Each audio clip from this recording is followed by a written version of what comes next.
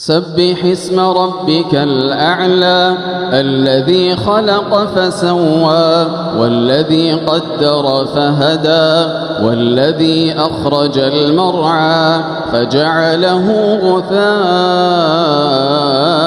أحوى سنقرئك فلا تنسى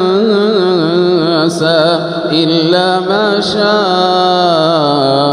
الله إنه يعلم الجهر وما يخفى ونيسرك لليسرى فذكر إن نفعت الذكرى سيذكر من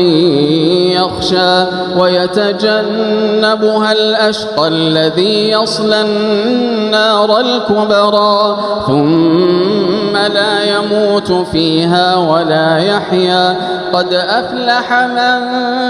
تزكى وذكر اسم ربه فصلى بل تؤثرون الحياة الدنيا والآخرة خير وأبقى إن هذا لفي الصحف الأولى صحف إبراهيم وموسى. الحمد لله رب العالمين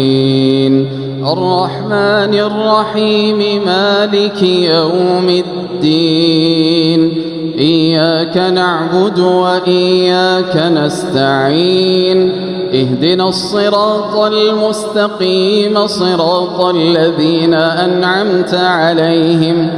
غير المغضوب عليهم ولا الضالين